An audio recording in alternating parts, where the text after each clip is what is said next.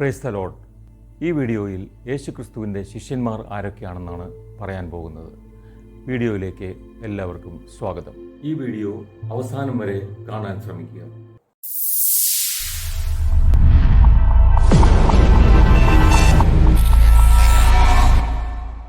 യേശുവിന് 12 ശിഷ്യന്മാരാണ് ഉണ്ടായിരുന്നത്. അവർ ആരൊക്കെയാണെന്നും അവരുടെ ജീവിതം എന്തായിരുന്നുവെന്നും അവർ എന്നാണ് മരിച്ചതെന്നും അവർ എവിടെ വെച്ചാണ് മരിച്ചതെന്നുമൊക്കെ ഈ വീഡിയോയിൽ പറയുന്നു. കൂടാതെ യേശുവിനെ ഒറ്റിക്കൊടുത്ത യൂദാസ് ഇസ്കറിയോത്ത് പശ്ചാത്താപത്താൽ പിന്നീട് ആത്മഹത്യ ചെയ്യുകയുണ്ടായി എന്ന് നാം വായിക്കുന്നു. അദ്ദേഹത്തിന് പകരം ആരെയാണ് ശിഷ്യനായി തിരഞ്ഞെടുത്തത്, അതെങ്ങനെയായിരുന്നു ആ തിരഞ്ഞെടുപ്പ്, ഇതെല്ലാം ഈ വീഡിയോയിൽ പറയുന്നു. നമുക്ക് വീഡിയോയിലേക്ക് പോകാം.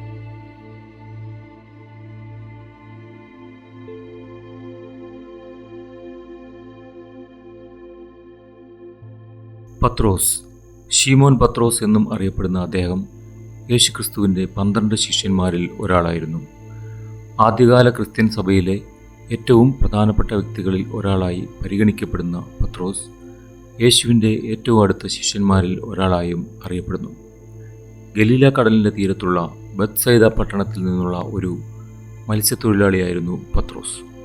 യേശു അവനെ ശിഷ്യനായി വിളിക്കുന്നതിന് മുമ്പ് തന്നെ തൻ്റെ ആവേശപൂർണവും വികാരപൂർണവുമായ സ്വഭാവത്തിലും യേശുവിലുള്ള ശക്തമായ വിശ്വാസത്തിലും അദ്ദേഹം പ്രശസ്തനായിരുന്നു.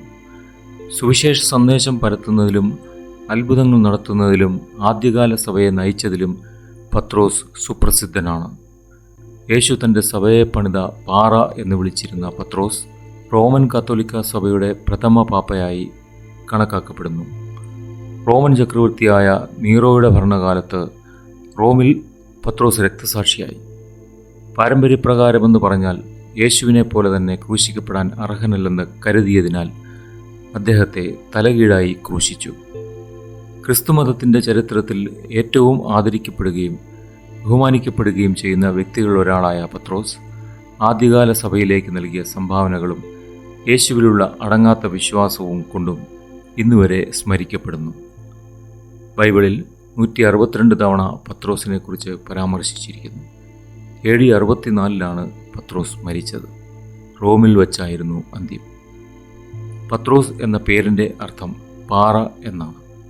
പെട്രോസ് എന്ന ഗ്രീക്ക് പദത്തിൽ നിന്നാണ് ഇത് ഉത്ഭവിച്ചത്. അന്ത്രയോസ് യേശുക്രിസ്തുവിൻ്റെ 12 ശിഷ്യന്മാരിൽ ഒരാളായിരുന്നു. പത്രോസിൻ്റെ സഹോദരനായ അന്ത്രയോസ് ഗലീലയിലെ ബത്സൈദയിൽ ജനിച്ചു. ഒരു മത്സ്യത്തൊഴിലാളിയായിരുന്നു അന്ത്രയോസ്. തൻ്റെ സഹോദരനിലൂടെ യേശുവിനെ അനുഗമിക്കാൻ വിളിക്കപ്പെട്ടു. സുവിശേഷം പരത്താനുള്ള ആവേശവും ഉത്സാഹവും കൊണ്ടാണ് അന്ത്രയോസ് പ്രസിദ്ധനായത്. യേശുവിൻ്റെ അടുക്കൽ ആളുകളെ ആദ്യം എത്തിച്ചിരുന്നയാളായും മിഷണറി പ്രവർത്തനങ്ങളിലൂടെയും അദ്ദേഹം അറിയപ്പെട്ടു. വിനയം കൊണ്ടും സേവനത്തിൻ്റെ താൽപ്പര്യം കൊണ്ടും അന്ത്രയോസ് പ്രസിദ്ധനായിരുന്നു. 5 അപ്പം 2 മീൻ എന്നിവയുമായി ഒരു ബാലനെ യേശുവിൻ്റെ അടുത്തേക്ക് ആദ്യം കൊണ്ടുവന്നത് അന്ത്രയോസ് ആയിരുന്നു. ഇത് യേശു 5000 പേരെ പോഷിപ്പിക്കാൻ ഉപയോഗിച്ചു. യേശുവിൻ്റെ രൂപാന്തരീകരണത്തിനും അന്ത്രയോസ് സാക്ഷിയായിരുന്നു. യേശുവിൻ്റെ മരണത്തിന് ശേഷം അന്ത്രയോസ് സുവിശേഷം പ്രസംഗിക്കുന്നത് തുടർന്നു. ഗ്രീസ് രാജ്യത്തിലെ പട്രാസിൽ രക്തസാക്ഷിയായി. മിഷണറി പ്രവർത്തനങ്ങൾക്കും യേശുവിനോട് ആദ്യം ആളുകളെ എത്തിച്ചതിനുമുള്ള ഓർമ്മകളാൽ അദ്ദേഹം എന്നും ആദരിക്കപ്പെടുന്നു. ബൈബിളിൽ 13 തവണ അന്ത്രയോസിനെക്കുറിച്ച് പരാമർശിച്ചിരിക്കുന്നു. AD 60 അന്ത്രയോസ് മരിച്ചത്. ഗ്രീസിലെ ഒരു നഗരമായ പട്രാസിൽ വെച്ചായിരുന്നു അന്ത്യം. ആൻഡ്രൂ എന്ന പേരിൻ്റെ അർത്ഥം പുരുഷത്വം എന്നാണ്. ജെയിംസ് ദ എൽഡർ അഥവാ യാക്കോബ് ക്രിസ്തുവിൻ്റെ 12 അപ്പോസ്തലന്മാരിൽ ഒരാളാണ്. James the elder, James the greater എന്നീ പേരുകളിലും അദ്ദേഹം അറിയപ്പെടുന്നു. ദി എൽഡർ അഥവാ ദി ഗ്രേറ്റർ എന്ന വിശേഷണം അദ്ദേഹത്തിൻ്റെ ഉയരം, പ്രായം അല്ലെങ്കിൽ മറ്റൊരു യാക്കോബിനേക്കാൾ മുമ്പ് വിളിക്കപ്പെട്ടത് എന്നതുകൊണ്ടാകാം. ജെയിംസ് ദ എൽഡർ യോഹന്നാൻ അപ്പസ്തോലൻ്റെ സഹോദരനായിരുന്നു. അദ്ദേഹത്തിൻ്റെ പിതാവ് സെബദിയും മാതാവ് സലോമിയും ആയിരുന്നു. ക്രിസ്തീയ വിശ്വാസത്തിൽ അദ്ദേഹം വളരെ പ്രധാനപ്പെട്ട വ്യക്തിയായിരുന്നു. യേശുവിൻ്റെ ഏറ്റവും അടുത്ത ശിഷ്യന്മാരിൽ ഒരാളായി പരിഗണിക്കപ്പെടുന്നു. പത്രോസിനെയും യോഹന്നാനെയും കൂടാതെ ജെയിംസ് ദി എൽഡർ യേശുവിൻ്റെ രൂപാന്തരപ്പെടലിന് സാക്ഷിയായ 3 പ്രധാന അപ്പോസ്തലന്മാരിൽ ഒരാളായിരുന്നു. ഗത്സമന തോട്ടത്തിൽ യേശു സങ്കടത്താൽ പ്രാർത്ഥിക്കുമ്പോൾ അദ്ദേഹം അതിന് സാക്ഷിയായി ഉണ്ടായിരുന്നതായും പരാമർശിക്കപ്പെടുന്നു. അദ്ദേഹത്തിൻ്റെ അവശിഷ്ടങ്ങൾ സാന്തിയാഗോ ഡി കോമ്പോസ്റ്റെല്ല എന്ന സ്ഥലത്ത് സംരക്ഷിക്കപ്പെട്ടിരിക്കുന്നു. ഈ സ്ഥലം പിന്നീട് മധ്യകാല ക്രിസ്തീയ ലോകത്തിൽ ഏറ്റവും പ്രധാനപ്പെട്ട തീർത്ഥാടന കേന്ദ്രങ്ങളിൽ ഒന്നായി മാറി. ജെയിംസ് ദി എൽഡറുടെ തിരുനാൾ ജൂലൈ 25 ആഘോഷിക്കുന്നത്. യാക്കോബ് തൻ്റെ വിശ്വാസത്തിനു വേണ്ടി രക്തസാക്ഷിയായ ആദ്യ അപ്പസ്തോലനാണ്. അദ്ദേഹത്തെ കിങ് ഹെറോദ് അഗ്രിപ്പയാണ് യെരുശലേമിൽ വധശിക്ഷയ്ക്ക് വിധിച്ചത്. വളരെ കുറച്ചു കാലം മാത്രമേ അദ്ദേഹത്തിന് പ്രസംഗിക്കാനായുള്ളൂ. എങ്കിലും യാക്കോബ് ക്രിസ്തീയ സഭയിലേക്ക് നൽകിയ സംഭാവനകളും യേശുക്രിസ്തുവിനോടുള്ള അനന്തമായ സമർപ്പണവും ഇന്നും ഓർമ്മിക്കപ്പെടുന്നു. AD 44 യാക്കോബ് മരിച്ചത്. ജെറുസലേമിൽ വെച്ചായിരുന്നു അന്ത്യം. ജെയിംസ് എന്ന പേരിൻ്റെ അർത്ഥം യാക്കോബ് എന്നാണ്. യോഹന്നാൻ അപ്പോസ്തലൻ യേശുക്രിസ്തുവിൻ്റെ 12 ശിഷ്യന്മാരിൽ ഒരാളായിരുന്നു. യേശുവുമായുള്ള പ്രത്യേക ബന്ധത്തിൻ്റെ പേരിൽ അദ്ദേഹത്തെ പ്രിയപ്പെട്ട യോഹന്നാൻ എന്നും അറിയപ്പെട്ടിരുന്നു.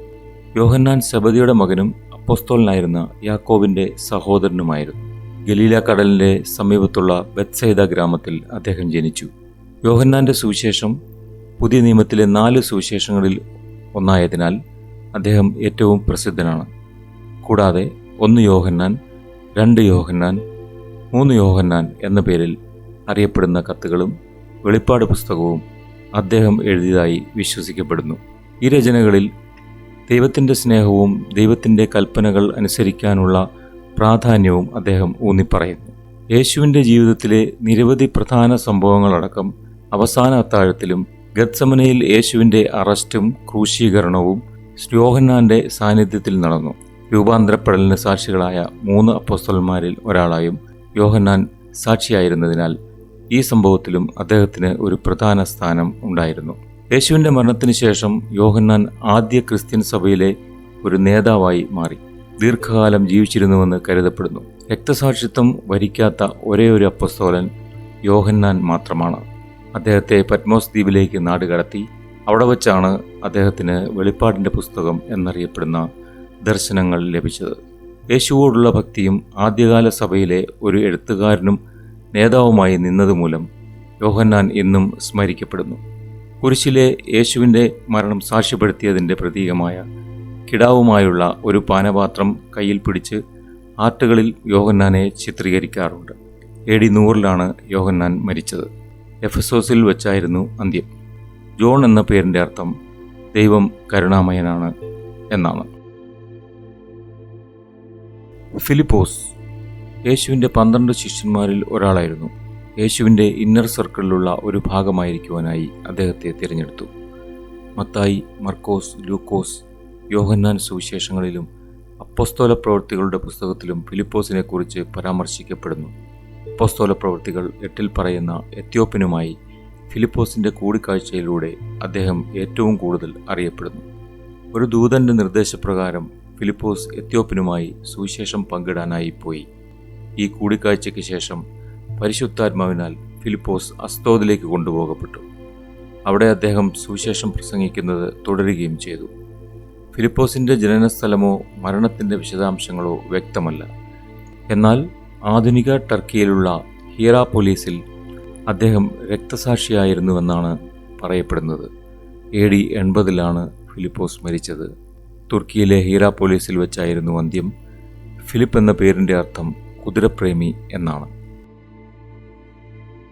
ബർത്തലോമായി നഥാനിയേൽ എന്നും അറിയപ്പെടുന്ന യേശുക്രിസ്തുവിൻ്റെ 12 ശിഷ്യന്മാരിൽ ഒരാളായിരുന്നു. പുതിയ നിയമത്തിൽ അവസാന വിരുന്നിൽ അദ്ദേഹത്തിൻ്റെ സാന്നിധ്യമുണ്ടായിരുന്നതായി പരാമർശിക്കപ്പെടുന്നു. കൂടാതെ ലൂക്കോസിൻ്റെ സുവിശേഷത്തിലും മർക്കോസിൻ്റെ സുവിശേഷത്തിലും ശിഷ്യന്മാരുടെ പട്ടികയിൽ അദ്ദേഹത്തെ ഉൾപ്പെടുത്തിയിരിക്കുന്നു. ഇന്ത്യ ഉൾപ്പെടെ വിവിധ രാജ്യങ്ങളിൽ സുവിശേഷം പ്രസംഗിച്ചതായാണ് വിശ്വസിക്കപ്പെടുന്നത്. കൂടാതെ ഇന്ത്യയുടെ പിതൃ പരിശുദ്ധനായി കണക്കാക്കപ്പെടുന്നു.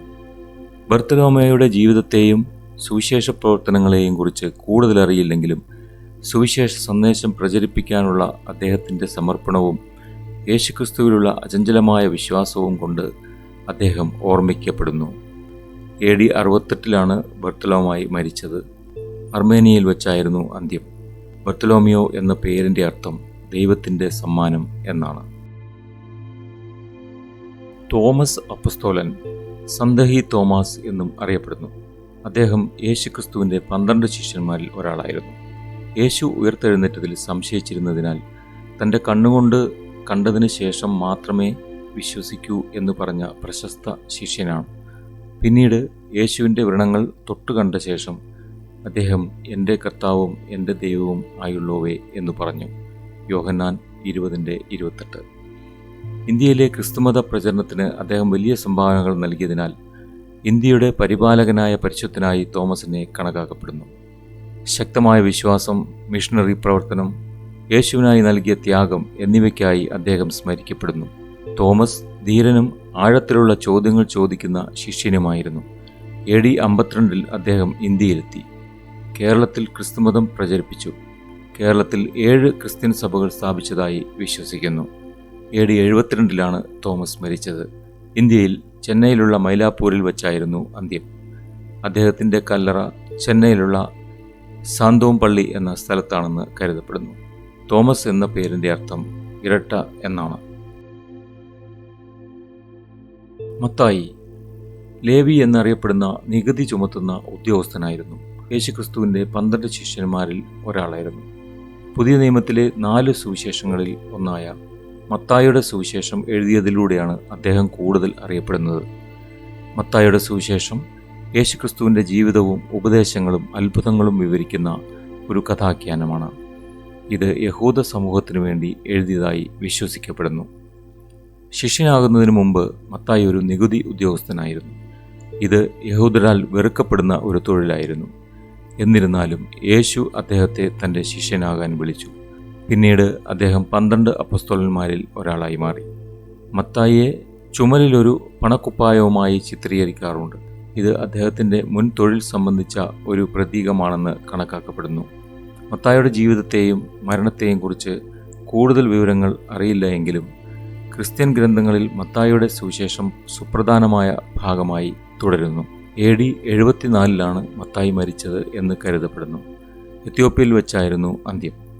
മത്തായി എന്ന പേരിൻ്റെ അർത്ഥം ദൈവത്തിൽ നിന്നുള്ള സമ്മാനം എന്നാണ്.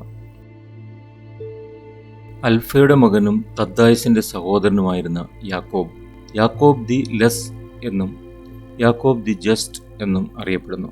യേശുവിൻ്റെ 12 ശിഷ്യന്മാരിൽ ഒരാളായിരുന്ന യാക്കോബ് പുതിയ നിയമത്തിലെ യാക്കോബിൻ്റെ ലേഖനത്തിൻ്റെ കർത്താവായിരുന്നുവെന്ന് വിശ്വസിക്കപ്പെടുന്നു. അദ്ദേഹം ഒരു മത്സ്യത്തൊഴിലാളിയായിരുന്നുവെന്നും യെരുശലേമിൽ താമസിച്ചിരുന്നുവെന്നും കരുതപ്പെടുന്നു. യെരുശലേമിലെ ആദ്യ ബിഷപ്പായിരുന്നുവെന്നും അദ്ദേഹത്തെ പരിശുദ്ധനായി റോമൻ കത്തോലിക്ക, ഓർത്തഡോക്സ്, ഈസ്റ്റേൺ ഓർത്തഡോക്സ് തുടങ്ങിയ സഭകളിൽ ആദരിക്കപ്പെടുന്നു. യാക്കോബിൻ്റെ ജീവിതത്തെക്കുറിച്ച് അധിക വിവരങ്ങൾ ലഭ്യമല്ല. എന്നാൽ അദ്ദേഹം യെരുശലേമിൽ ക്രൂശിക്കപ്പെട്ട് അടക്കം ചെയ്യപ്പെട്ടുവെന്നാണ് പറയപ്പെടുന്നത്. AD 62 യാക്കോബ് മരിച്ചത്. ജെറുസലേമിൽ വെച്ചായിരുന്നു അന്ത്യം. ജെയിംസ് എന്ന പേരിൻ്റെ അർത്ഥം യാക്കോബ് എന്നാണ്. തദ്ദായസ് മറ്റൊരു പേരിൽ ജൂഡ് എന്നും അറിയപ്പെടുന്ന യേശുക്രിസ്തുവിൻ്റെ 12 അപ്പോസ്തലന്മാരിൽ ഒരാളായിരുന്നു. ലൂക്കോസിൻ്റെ സുവിശേഷത്തിൽ ജൂഡ് എന്നാണ് രേഖപ്പെടുത്തിയിരിക്കുന്നത്. അദ്ദേഹം അൽഫയുടെയും മറിയത്തിൻ്റെയും മകനും ചെറിയ യാക്കോബിൻ്റെ സഹോദരനും ആയിരുന്നു. യേശുക്രിസ്തുവിൻ്റെ സുവിശേഷം ലോകമെമ്പാടും പ്രചരിപ്പിക്കുന്നതിൽ പേരെടുത്ത ആളാണ് തദ്ദായസ്. ഒരു മത്സ്യബന്ധകനായാണ് അദ്ദേഹം തുടക്കത്തിൽ പ്രവർത്തിച്ചിരുന്നത്. എന്നാൽ യേശു അദ്ദേഹത്തെ തൻ്റെ ശിഷ്യനാകാൻ വിളിച്ചു. തദ്ദായസ് അവസാന വിരുന്നിൽ പങ്കെടുത്തതും യേശുവിൻ്റെ ഉയർപ്പിനെ കണ്ട അപ്പോസ്തലന്മാരിൽ ഒരാളായതും ശ്രദ്ധേയമാണ്. യേശുവിൻ്റെ സ്വർഗാരോഹണത്തിന് ശേഷം ജാതി ക്രൈസ്തവർ സമുദായങ്ങളിലേക്ക് സുവിശേഷം പ്രചരിപ്പിക്കാൻ തദ്ദായസിനെ അയച്ചു. അദ്ദേഹം സിറിയ, മെസൊപ്പൊട്ടാമിയ, പേർഷ്യ എന്നിവിടങ്ങളിൽ സഞ്ചരിച്ചു. വളരെ പേരെ ക്രൈസ്തവ വിശ്വാസത്തിലേക്ക് മാറ്റിയതായാണ് വിശ്വസിക്കുന്നത്. യേശുക്രിസ്തുവിൻ്റെ സുവിശേഷം പ്രചരിപ്പിക്കുന്നതിൽ തൻ്റെ ശക്തമായ പങ്കുകൊണ്ടാണ് തദ്ദായസ് ഏറ്റവും പ്രസിദ്ധനായത്. സ്നേഹത്തോടെയും വിശ്വാസത്തോടെയും അദ്ദേഹം ദുരിതത്തിനും അപകടത്തിനും ഉൾപ്പെടെ ധൈര്യപൂർവ്വം നേരിടാൻ തയ്യാറായിരുന്നു. യേശുവിൻ്റെ ഉപദേശങ്ങളോടുള്ള അദ്ദേഹത്തിൻ്റെ ഉറച്ച പ്രതിബദ്ധതയും സുവിശേഷം കേൾക്കാൻ താൽപ്പര്യമുള്ള എല്ലാവരിലേക്കും അത് എത്തിക്കാനുള്ള ആഗ്രഹവും അദ്ദേഹത്തെ ഇന്നും ക്രൈസ്തവ ചരിത്രത്തിലെ പ്രധാന വ്യക്തിത്വമാക്കുന്നു. ലോകമെമ്പാടുമുള്ള ദശലക്ഷക്കണക്കിന് വിശ്വാസികളുടെ വിശ്വാസത്തിൽ തദ്ദായസിൻ്റെ പാരമ്പര്യം ഇപ്പോഴും തുടരുന്നു. AD 62 തദ്ദായസ് മരിച്ചത്. ബെയ്റൂട്ടിൽ വെച്ചായിരുന്നു അന്ത്യം. തദ്ദായസ് എന്ന പേരിൻ്റെ അർത്ഥം ഹൃദയം എന്നാണ്. ശിമോൻ സീലോട്ട് യേശുക്രിസ്തുവിൻ്റെ 12 ശിഷ്യന്മാരിൽ ഒരാളായിരുന്നു. ശിമോൻ കനാനായൻ, ശിമോൻ കനാന്യൻ, ശിമോൻ സീലസ് തുടങ്ങിയ പേരുകളിലും അദ്ദേഹം അറിയപ്പെടുന്നു. അദ്ദേഹം യോനാസിൻ്റെ മകനും ഒരു മത്സ്യത്തൊഴിലാളിയുമായിരുന്നു. കൂടാതെ ബത്സൈദ നഗരത്തിൽ നിന്നുള്ളവനായിരുന്നു എന്നാണ് കരുതപ്പെടുന്നത്. ശിമോൻ യേശുവിൻ്റെ ആവേശപൂർണമായ അനുയായിയും ധാർഷ്ട്യവും ഉത്സാഹവും ഉള്ളവനായി അറിയപ്പെട്ടിരുന്നു. യേശുവിനെ മശിഹ എന്ന നിലയിൽ ആദ്യം അംഗീകരിച്ചവരിൽ ഒരാളായും അദ്ദേഹം അറിയപ്പെടുന്നു. അദ്ദേഹം അവസാന വിരുന്നിൽ സാന്നിധ്യം പുലർത്തുകയും യേശുവിൻ്റെ ക്രൂശിക്കലിനിടയിൽ അദ്ദേഹത്തോടൊപ്പമുണ്ടായിരുന്ന കുറച്ചുപേരിൽ ഒരാളായും നിലകൊണ്ടു. ശിമോനെ യേശുവിൻ്റെ 12 ശിഷ്യന്മാരിൽ ഒരാളെന്ന നിലയിലാണ് ഏറ്റവും കൂടുതലായി ഓർമ്മിക്കപ്പെടുന്നത്. യേശുവിൻ്റെ ഉപദേശങ്ങളോടുള്ള അദ്ദേഹത്തിൻ്റെ സമർപ്പണവും ഉത്സാഹവും യേശുവിലുള്ള അചഞ്ചലമായ വിശ്വാസവും വിശ്വസ്തതയും കൊണ്ടാണ് ശിമോൻ ഇന്നും ആദരിക്കപ്പെടുന്നത്. സീലോട്ട് എന്ന പേര് യേശുവിൻ്റെ മറ്റൊരു അപ്പോസ്തലനായ ശിമോൻ പത്രോസിൽ നിന്ന് അദ്ദേഹത്തെ വ്യത്യസ്തനാക്കുന്നു. സീലോട്ട് എന്ന പദത്തിന് പ്രത്യേകമായ അർത്ഥമുണ്ട്. സീലോട്ടുകൾ ആദ്യ നൂറ്റാണ്ടിൽ റോമൻ ആധിപത്യത്തിനെതിരെ ശക്തമായി പ്രതികരിച്ച ഒരു യഹൂദ രാഷ്ട്രീയ പ്രസ്ഥാനമായിരുന്നു.